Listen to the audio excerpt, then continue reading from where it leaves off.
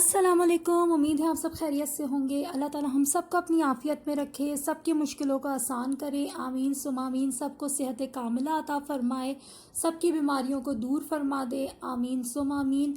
आज जो है बहुत अच्छा मौसम है, सुबह का टाइम हो रहा है और आज जब मैंने बालकनी से अपने नीचे झाँका तो बहुत ही खुशी हुई क्योंकि आज गोल्फ़ कोर्स में बहुत सारे लोग जो है वो गोल्फ़ के खेलने के लिए आए हुए थे। लॉकडाउन की वजह से 3 महीने से गोल्फ़ कोर्स कम्प्लीटली बंद था और यहाँ पे कोई भी नज़र नहीं आ रहा था। सिर्फ 2-4 दिन पहले कुछ लोग जो हैं वो घास वगैरह ट्रिम करने के लिए नज़र आए थे। लेकिन अभी जो है ये आज बहुत ही सारे लोग आए हुए हैं। ग्रुप्स की सूरत में आप देख रहे हैं कि दूर दूर तक जो है वो लोग आए हुए हैं और यहाँ पे गोल्फ़ खेल रहे हैं। तो अच्छा लगा कि यहाँ पर जो है वो कम्प्लीटली सब चीज़ें जो हैं वो खुल गई हैं और सब चीज़ें जो हैं वो नॉर्मलाइज होती जा रही हैं और लोग जो हैं वो अपनी ज़िंदगी में वापस लौट रहे हैं। तो दुआ है कि अल्लाह ताला जो है वो जल्द अज़ जल्द बाकी दुनिया के हिस्सों में भी जो है वो हर चीज़ जो है बेहतरी कर दे और सब चीज़ें जो हैं वो अपने रूटीन में आ जाएं और अल्लाह ताला सबकी मुश्किलों को आसान करे और सब बीमारियों को दूर फरमा दे। आमीन सुम आमीन। मैं बस अभी नाश्ते से फ़ारिग होने के बाद जो है वो अब बर्तन धोने लगी थी। यही एक रूटीन होता है कि नाश्ता करने के बाद जो है वो हस्बैंड ऑफिस चले जाते हैं, बच्चे तो ज़ाहिर घर पर ही होते हैं।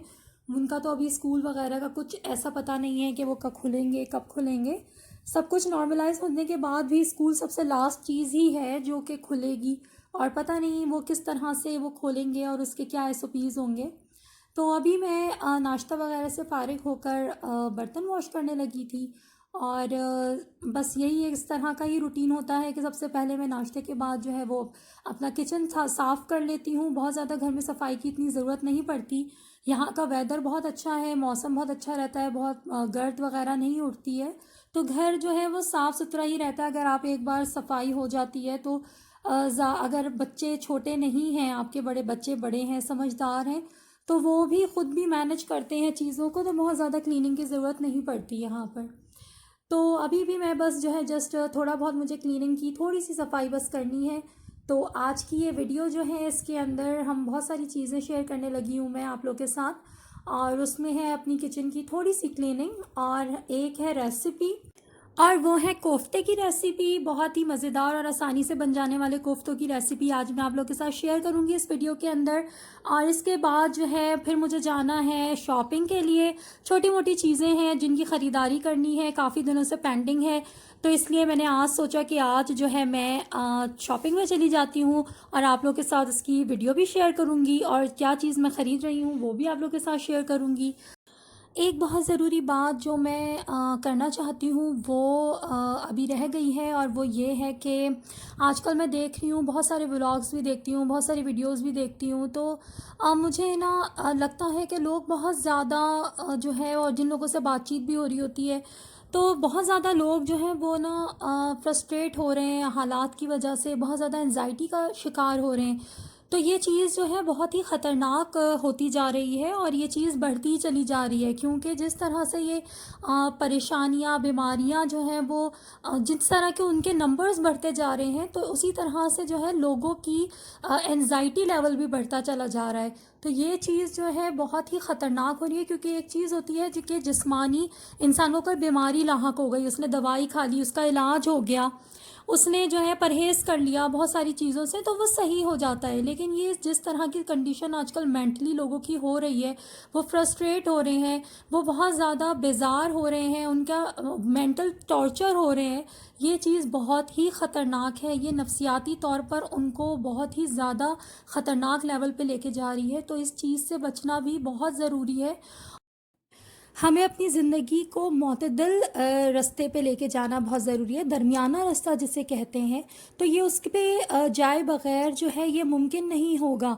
जब तक आप दरमियाना रास्ता इख्तियार नहीं करेंगे उस वक्त तक ये सब कुछ होना नामुमकिन सी बात है। और दूसरी ये कि अपनी अकल और समझ भी इंसान को जो है वो इस्तेमाल करनी चाहिए। सही और गलत का फ़र्क देखने के लिए, उसका फ़र्क जानने के लिए भी अपनी अकल इस्तेमाल करनी चाहिए। और ये भी देखना चाहिए कि कोई अगर हमें ख़बर पहुंच रही है, कोई हमें बात पता चल रही है, तो उसका ज़रिया क्या है, वो बताई किस तरफ से जा रही है, वो हमें बता कौन रहा है। और बाकी जगहों पर हमें ये तहकीक भी करनी चाहिए उस ख़बर की कि ये सच भी है कि ये सिर्फ़ जो है वो एक अफवाह ही है और सिर्फ़ हमें परेशान करने के लिए ही बताई गई है। तो बहुत सारी चीज़ों को जो है वो देखना पड़ेगा, बहुत सारी चीज़ों को जो है, क्योंकि जब तक हम अपना मिजाज इस तरह का नहीं करेंगे, हम इसी तरह परेशानी का शिकार होते रहेंगे और लोग हमें परेशान करते रहेंगे। हमारे मसले, हमारे मुल्क के मसले कोई कम नहीं है, वहाँ पे बहुत ज़्यादा मसाइल हैं, लेकिन ऐसी सूरत हाल में हमको ही मजबूत होना पड़ेगा, अपने आप को बैलेंस्ड करना पड़ेगा, अपनी नफ्सियाती और रूहानी ताकत को इस्तेमाल करना पड़ेगा। और वो सिर्फ वो अल्लाह से लौ लगाए बगैर नहीं हासिल होगी, क्योंकि अल्लाह ताला ने सकून तो सिर्फ़ अपने ही ज़िक्र में रखा है। तो जब तक हम अल्लाह ही की तरफ राग़िब नहीं होंगे, उसकी तरफ रुजू नहीं करेंगे, तो हमें ना ज़हनी सकून मिलेगा, ना जिस्मानी सकून मिलेगा, ना रूहानी सकून मिलेगा। हम इसी तरह से ही कशमकश में का शिकार रहेंगे। और इस तरह से, क्योंकि हमारा ये ईमान है कि अल्लाह की मर्ज़ी के बग़ैर तो पत्ता भी नहीं हिल सकता। तो जब हमारा ये ईमान है, हमारा मुकम्मल अल्लाह पे तवक्ल भी होना चाहिए कि वाकई में कोई भी चीज़ जो है, जब अल्लाह की मर्ज़ी के बगैर पत्ता नहीं हिल सकता तो कुछ भी नहीं हो सकता। ना मौत आ सकती है, ना कोई ज़िंदा रह सकता है, ना कोई बीमारी हो सकती है, और ना ही कोई शिफा हो सकती है अल्लाह की मर्ज़ी के बगैर। तो अपने आप को जो है वो, अपने दिलों को इस बात से, इस चीज़ से ठंडा रखना बहुत ज़रूरी है कि बस अल्लाह ही हमारा मालिक है। तो इंसान अगर इस बात पे बिलीव रखे तो फिर उसको और बाकी मसाइल उसको डिस्टर्ब नहीं करते हैं। बस ये कुछ बातें थी जो मुझे आप लोगों से करनी थी, और मैं ख़ुद भी बहुत परेशान हो जाती हूँ लोगों की जो है, जब परेशानी को देखती हूँ कि ये किस तरह से जो है वो ये बात कर रहे हैं, ये किस तरह से बोल रहे हैं, ये क्या परेशानी इनको लाहक हो गई है। तो मैं भी ये चाहती हूँ कि सब लोग जो हैं वो इस चीज़ को समझें कि ये परेशानियाँ जो हैं वो आर्जी हैं, इस दुनिया ही के लिए हैं। तो बस ये बात समझना बहुत ज़रूरी है, और जो काम करने के लिए आप इस दुनिया में आए हैं, कम से कम हम उतना करने की कोशिश तो ज़रूर करें, और अल्लाह ताला की तरफ रुजू करें और उसका ज़िक्र करें ज़्यादा से ज़्यादा, ताकि हमें भी, हमारे दिलों को भी सुकून मिल सके, और कामयाबी भी इसी रास्ते में ही है। बर्तन ऑलमोस्ट मेरे धुल चुके हैं, और मैं बस अपना बेसन वगैरह वॉश कर लेती हूँ। और इसके बाद जो है वो, एक बार सुबह में अच्छे तरीके से चीज़ें साफ़ हो जाएं तो फिर वो पूरा दिन जो है वो बहुत ज़्यादा सफाई की ज़रूरत नहीं पड़ती है। और इसके बाद मैं आपको बताऊँगी कि मैं अपना स्टोव कैसे साफ़ करती हूँ, और आसानी के साथ जिस चीज़ से करती हूँ वो भी आपको दिखाऊँगी। और उसके बाद फिर मैंने आपको बताया है कि मुझे आज जो है वो शॉपिंग पे भी जाना है, तो उसके लिए भी जो है वो मुझे रेडी होना है, तो उससे पहले मैं डिनर भी रेडी करना है मुझे। तो खैर सब चीज़ें बहुत आसानी के साथ हो जाती हैं, और मैं इन चीज़ों का बहुत बर्डन लेती भी नहीं हूँ। खाना भी बहुत जल्दी झटपट बना देती हूँ, तो मुझे ये सब चीज़ें अच्छी लगती हैं, दिल से करती हूँ, तो इसलिए आसानी से हो जाती हैं।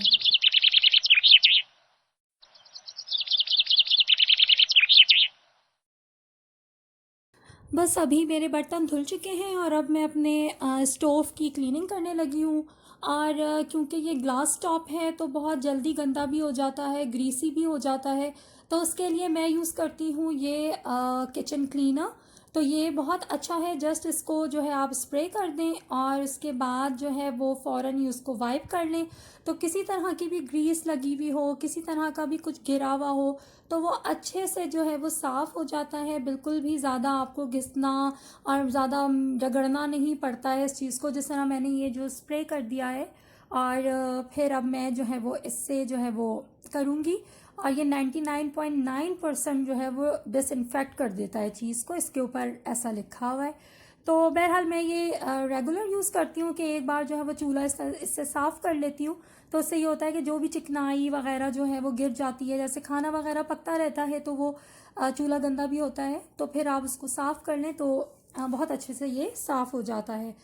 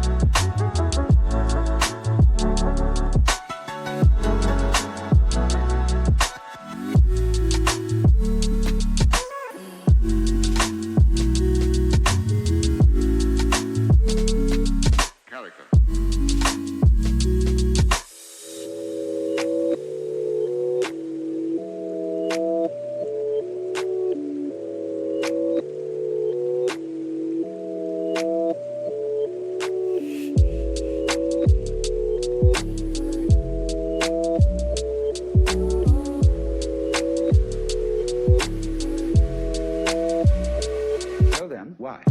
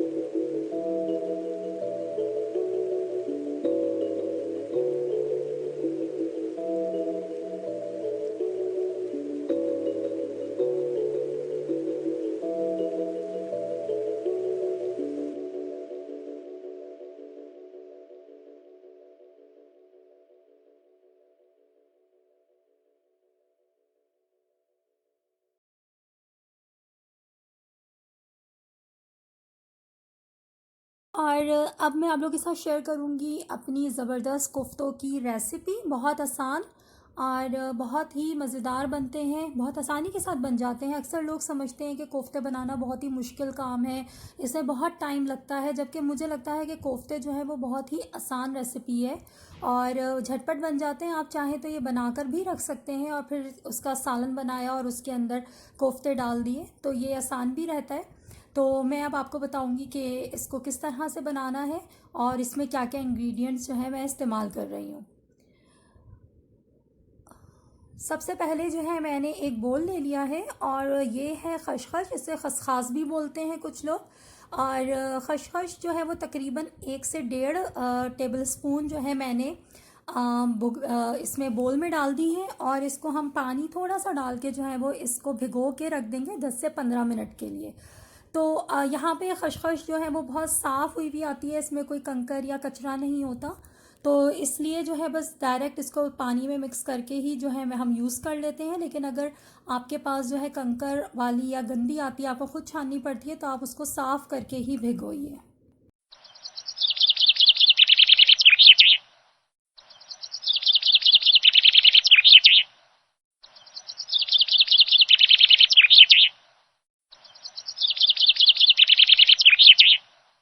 मैंने तकरीबन 1.5 पाव के करीब जो है वो कीमा ले लिया है। ये गोश्त की बोटियों को मैंने खुद चॉपर में इसको कीमा बनाया और उसके बाद जो है इसको मैंने रख दिया था फ्रीज़र में और फिर मैंने आज सुबह जो है वो इसको डीफ्रॉस्ट किया है।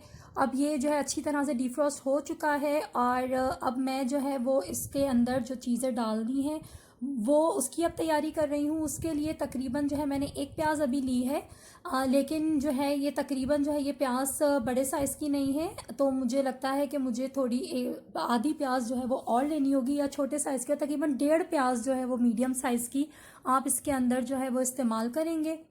तो मैं जो है वो प्याज जो है वो मैंने ले ली है और ये प्याज जो है काफ़ी तेज़ है और मुझे नहीं पता कि ये आजकल कहाँ कौन से मुल्कों से आ रही है, लेकिन काफ़ी इसके अंदर जो है वो तेज़ी है इस प्याज के अंदर। पिछले दिनों जो प्याज आ रही थी वो इतनी ज़्यादा तेज़ नहीं थी, लेकिन ये प्याज जो है वो जायके में काफ़ी तेज़ है।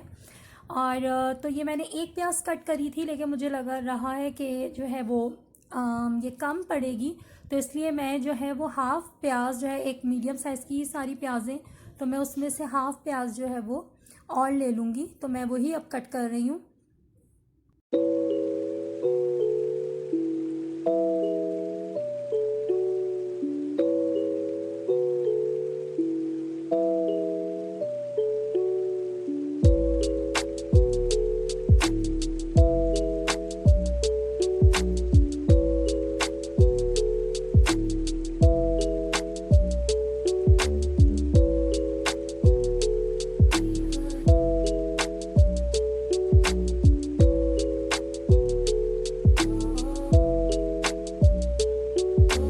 It helps the speaker lead his audience into the scene he describes by creating an imaginary picture. Usually it's something that moves.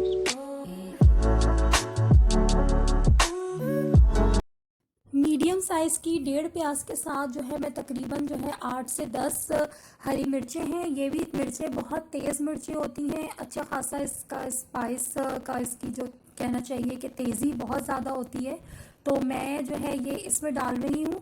और ये जो है अब मैं इन सब चीज़ों को चॉपर में डाल दूँगी ताकि जो है हम कोफ्ते के लिए कीमा जो है वो तैयार कर लें।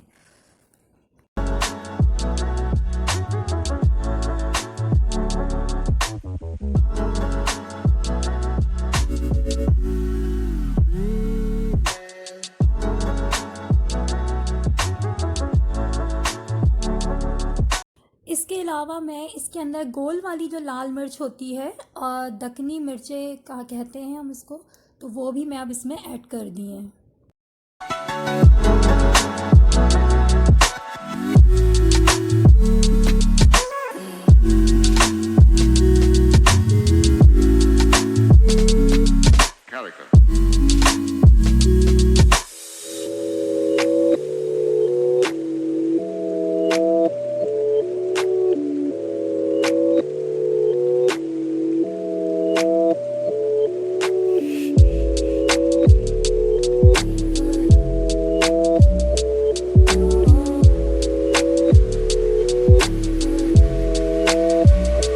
So then, why?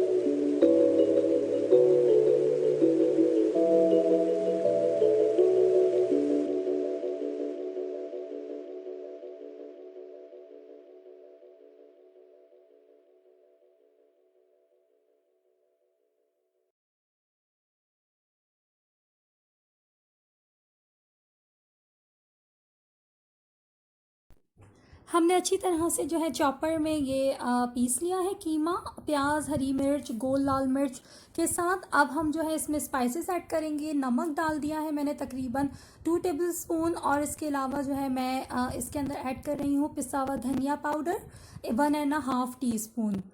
और जो है नमक आप अपनी मर्ज़ी से इसमें ऐड कर सकते हैं। और मैंने अभी गलती से जो है वो 2 टेबलस्पून कह दिया है, जबकि मैंने 2 टीस्पून जो है वो नमक इसमें ऐड किया है। और तो बहरहाल हम इस मसाले को सारे अच्छी तरह से मिक्स कर लेंगे। और इसमें लाल मिर्च इसलिए ऐड नहीं कर रही हूँ क्योंकि चॉप करते वक्त ही मैंने इसके अंदर जो है वो दक्कनी मिर्च जो है लाल वाली जो गोल मिर्च होती है वो मैंने इसमें डाल दी थी।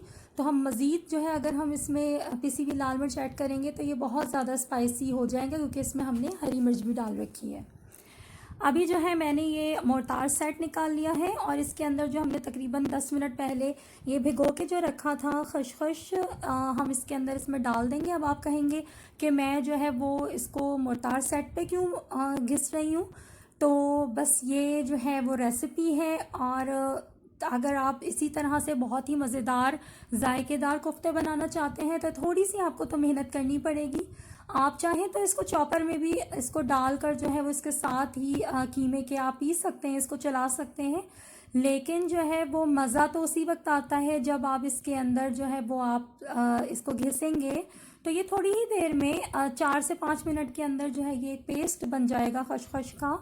तो मैं अब वही बना रही हूँ, और आप इस तरह से करके देखें, क्योंकि कभी कभी जो है वो इस तरह से आप करेंगे तो अपनी रेसिपीज़ आप देखेंगे कि उसका जायका बिल्कुल ही डिफरेंट हो गया है जब आप उसके अंदर इस तरह से पीस के कोई चीज़ ऐड करते हैं। ख़ास तौर पे खसखस जो है वो ऐसी होती है कि आप इसको जो है वो आप जब तक हाथ से पीसेंगे नहीं उसका जायका जो है वो चॉपर में इस तरह से निकल कर नहीं आता। आप आजमा के देख लीजिएगा।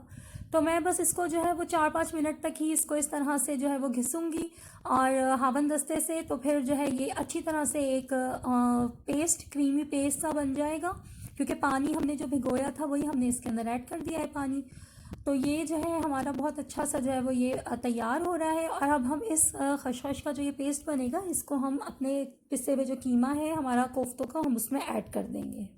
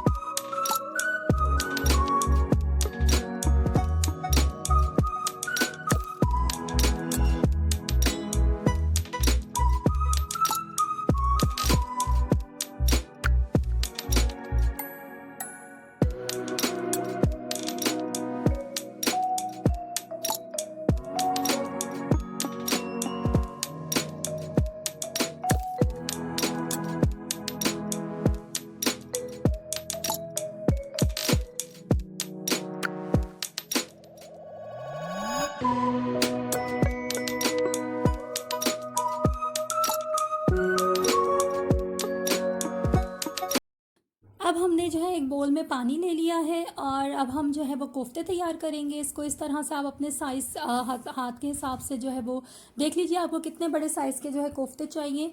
तो आप इस तरह से इसकी जो है ये बॉल्स तैयार कर लीजिए और इसको इस तरह हाथ पे घुमाएं ज़रूर, इससे जो है उसमें दरार नहीं पड़ती है और वो खुलते नहीं है। तो इस तरह से जो है करने से, ये हाथ पे दोनों तरफ से ऐसे हिलाने से जो है ये बिल्कुल इक्वल और स्मूथ जो है वो आपकी बॉल्स तैयार हो जाएंगी। तो इस तरह से जो है मैं जो है ये कोफ्ते जो है वो बना लूँगी।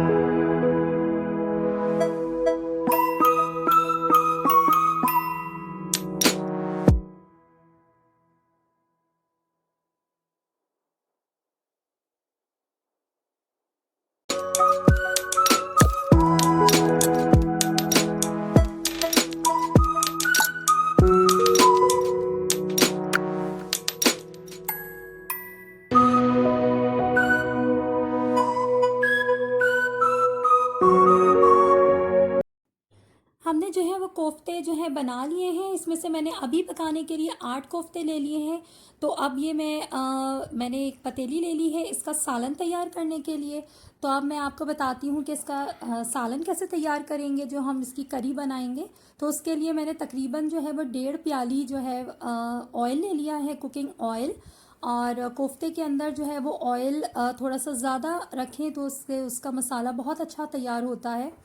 तो तकरीबन जो है वो मैंने अब इसके अंदर ऐड करूँगी, मैं लहसुन अदरक का पेस्ट डालने लगी हूँ और तकरीबन 1.5 टेबल स्पून जो है मैं इसमें लहसुन अदरक का पेस्ट ऐड कर रही हूँ।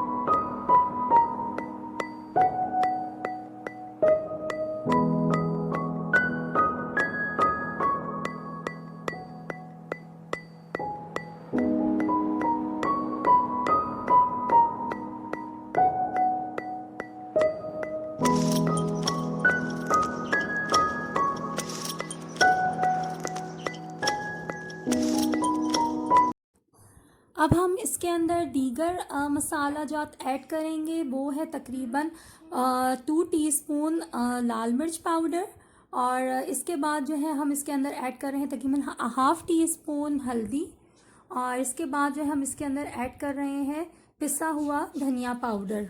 जो हमारा जो धनिया पाउडर होता है 1.5 टीस्पून हमने इसके अंदर धनिया पाउडर ऐड कर दिया है। तो ये हमारा जो है वो मसाला इसके अंदर ऐड हो गया है और अब हम जो है वो इसको हल्का सा मिक्स कर लेंगे। अभी हमें इसके अंदर गरम मसाला भी ऐड करना है।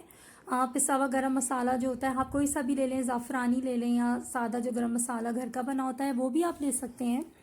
तो वो भी हम जो है तकरीबन 1 टीस्पून जो है वो गरम मसाला इसमें ऐड कर देंगे और उसके बाद जो है वो इसको भूनने के लिए रख देंगे इसका मसाला। तो तेल और मसाला इसका अलग अलग हो जाएगा। तो फिर हम उसके अंदर जो है वो कोफ्ते ऐड करेंगे।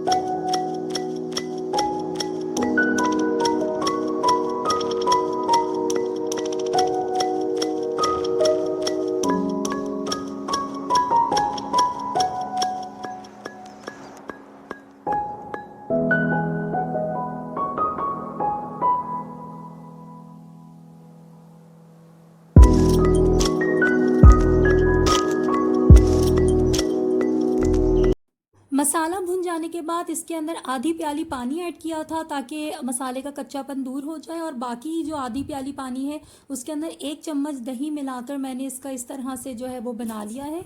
और हम इसको जो है इस मसाले में हम ऐड कर देंगे, और इसके बाद जो है हम इसको दोबारा से पकने के लिए रख देंगे।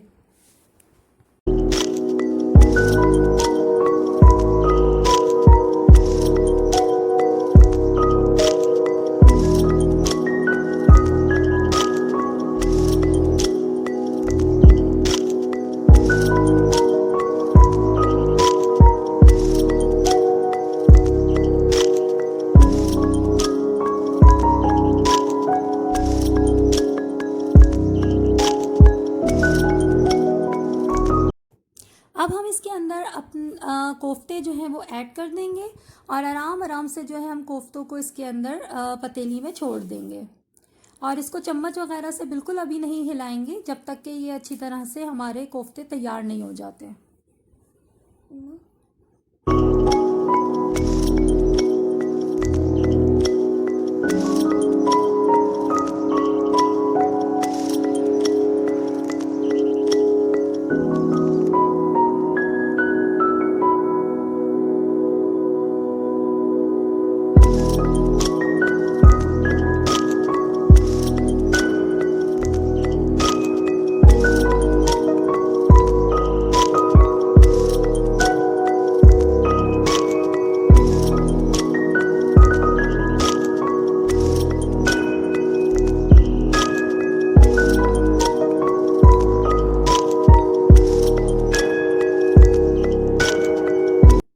अब हमने जो है इसमें नमक ऐड कर दिया है, और उसके बाद हमने अच्छी तरह से जो है ये हमारे कोफ्ते जो इसमें बन गए हैं और नरम हो गए हैं। और इसको मैंने जो है वो चम्मच से अब मैं चला रही हूँ क्योंकि हमारे कोफ्ते अच्छी तरह बन चुके हैं, वरना जो है वो कपड़े से पतीली आप पकड़ के और ट्विस्ट करके जो है आप पतीली को हिलाएं तो आपके कोफ्ते जो है वो ऊपर नीचे हो जाते हैं। तो ये हमारे कोफ्तों की जो है वो फाइनल शक्ल है, और मसाला भी बड़ा ज़बरदस्त सा इसका तैयार हो चुका है, और कोफ्ते भी हमारे अच्छी तरह से पक चुके हैं, तेल भी अलग हो चुका है।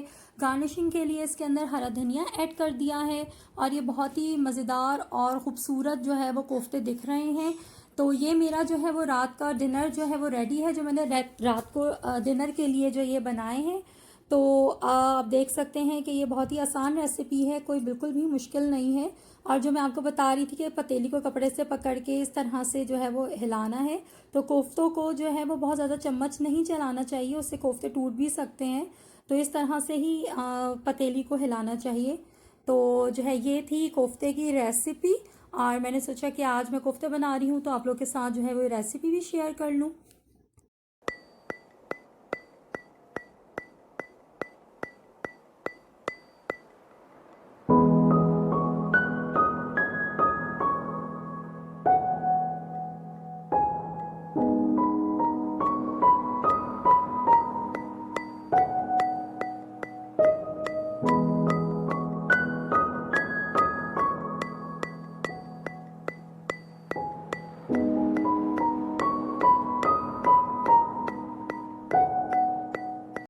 अभी निकलने से पहले मैंने सोचा कि मिल्क शेक बना लेती हूँ, और साथ में ले जाने के भी काम में आ जाएगा। तो अभी जो है मैं आम कट कर रही हूँ, और आम काट के जो है मैं मिल्क शेक बना लूँगी। और जो है बहुत ही मज़ेदार और हेल्दी मिल्क शेक जो है वो रहता है। और आजकल आम बहुत अच्छे आए हुए हैं यहाँ पे नॉर्मली थाईलैंड से आम आते हैं, तो काफ़ी मीठे और मज़ेदार जो है वो आम आए हुए हैं। तो उसका मिल्क शेक काफ़ी मज़ेदार बनता है, आइसक्रीम वगैरह भी उसकी बहुत ही मज़ेदार बन रही है। तो बस जो है वो अब जाने के लिए मैं रेडी भी हो गई थी, और जो है मैंने कहा कि निकलने से पहले जो है वो मिल्क शेक बना लूँ पहले।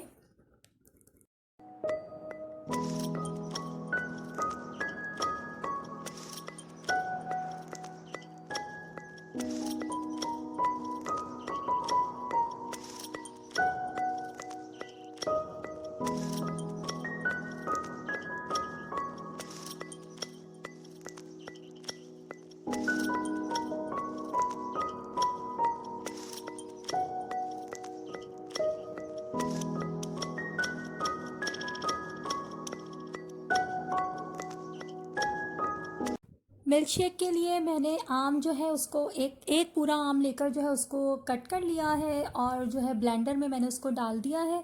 और अब इसके अंदर जो है मैं ऐड करूँगी चीनी। और मैंने जो है वो 2 टेबल स्पून जो है इसमें चीनी ऐड कर दी है। आप अपने हिसाब से जो है वो मिल्क शेक में चीनी डाल लिया करें जो भी है, और चीनी वैसे भी थोड़ी कम ही इस्तेमाल करनी चाहिए। और ये मैंने जो है वो दूध ऐड कर दिया है इसके अंदर, तकरीबन जो है वो 1 कप दूध ऐड कर दिया है।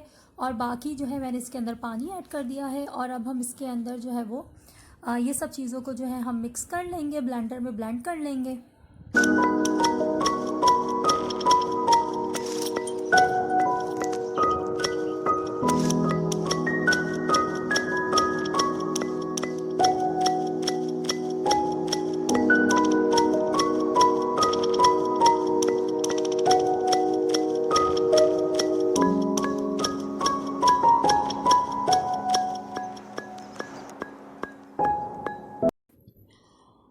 ये जो है हमारा मैंगो शेक जो है वो बन गया है। अब मैं इसके अंदर बर्फ़ ऐड कर दूंगी और उसके बाद दोबारा इसको ब्लेंड कर लूँगी।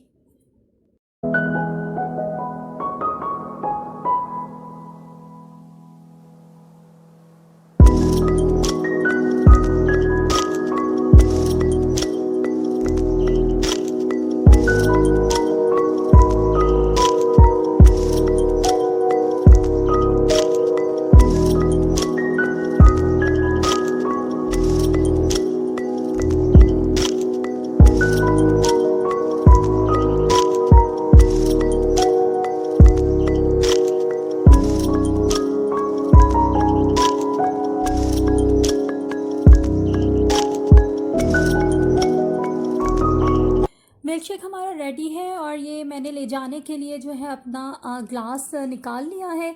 तो एक ग्लास जो है, इस तरह के ग्लास जो है बहुत अच्छे रहते हैं बाहर लेके जाने के लिए।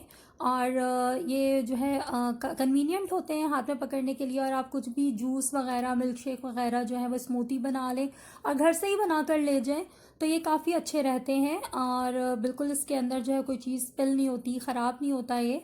तो ये मैंने भी जो है वो इसके अंदर बना लिया है बाहर ले जाने के लिए।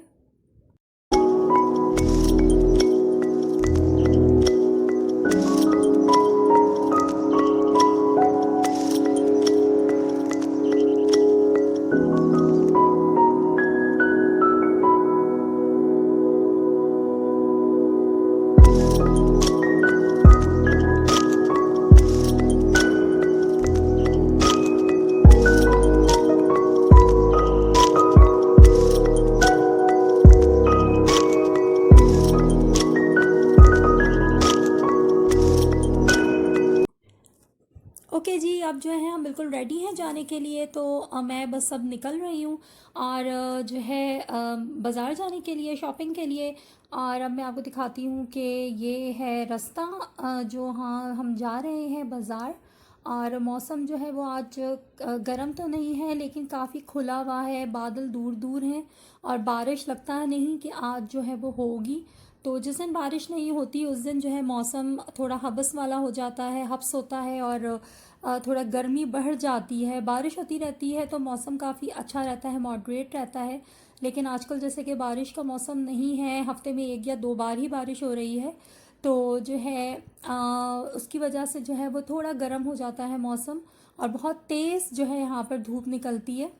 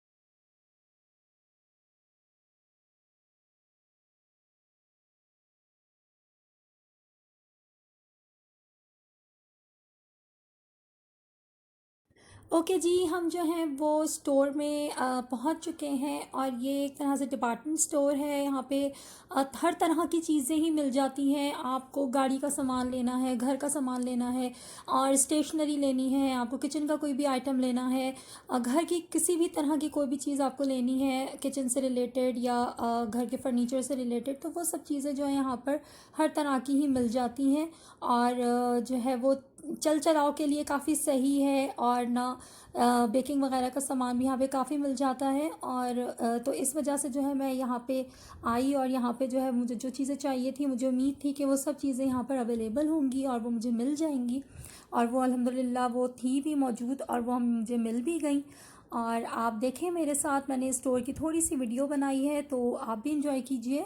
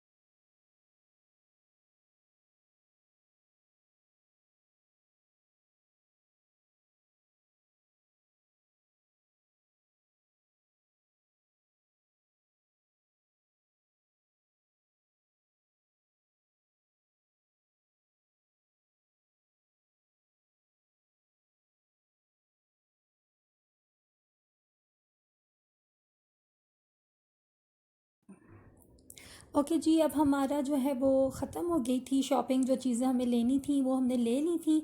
और जो है अब हम काउंटर पे पेमेंट करके फिर हम लोग सबवे आ गए। सबवे पूरा खाली पड़ा था और कोई भी नहीं था, शायद सिर्फ टेक अवे ही हो रहा है यहाँ पर। तो मैंने उससे पूछा कि खाली क्या टेक अवे हो रहा है, तो मैंने सोचा कि फिर मैं घर लेके हम घर चले जाते हैं, लेकिन उसने कहा कि नहीं, सिटिंग भी ओपन है। और फिर खैर उसके बाद जो है वो हमने ऑर्डर करा सबवे, और उसके बाद फिर वहीं पर ही बैठ के हमने सबवे भी खा लिया। और उसके बाद जो है फिर हम जो है वो घर वापस आ गए।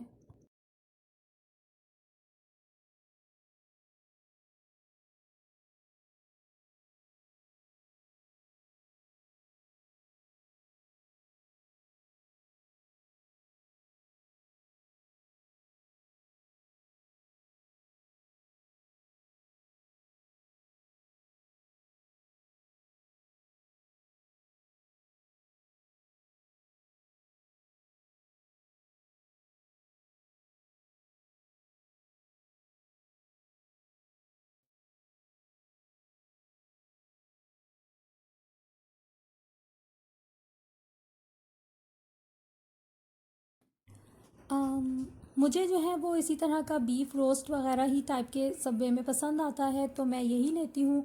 और वहीं पर ही मैंने रखे रखे देखा अपनी थैली, जो कि शॉपर जो था जो मैंने सामान का लिया था, तो वो सब सामान जो है वो उसके अंदर था। और मैं इंशाल्लाह आपको घर जाके जो है वो दिखाऊंगी कि मैंने क्या क्या चीज़ें जो हैं वो ली हैं। और जो है बच्चों के लिए भी कुछ चीज़ें जो हैं वो ली थी, जो उन्होंने कही थी लेने के लिए।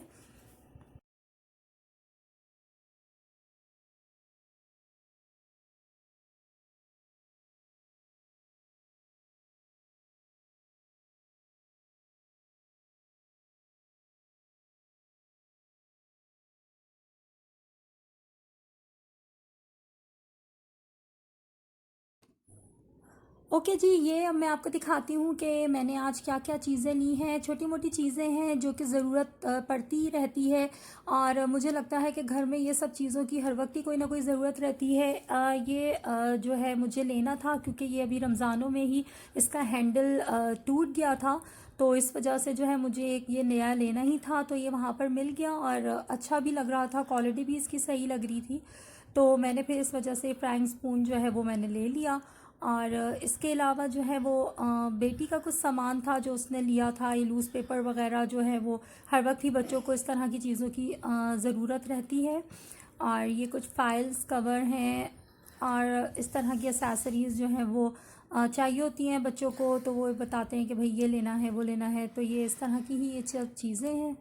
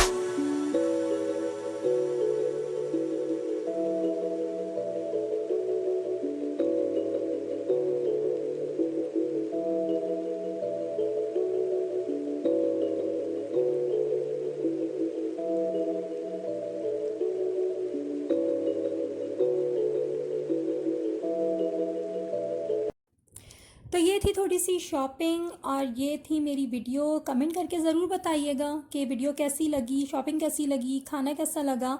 और जो है जानती हूँ वीडियो थोड़ी सी लेंदी है, लेकिन आपको भी पता ही है, जितने यूट्यूबर्स हैं उनको पता ही है कि लेंदी वीडियो क्यों बनाई है। तो जो है आप बताइएगा ज़रूर कि कैसी लगी है। अपना ख्याल रखें, अपनों का ख्याल रखें और इंशाल्लाह ताला मुलाकात होती है एक नेक्स्ट वीडियो में। अपना बहुत ख्याल रखें। अस्सलामु अलैकुम।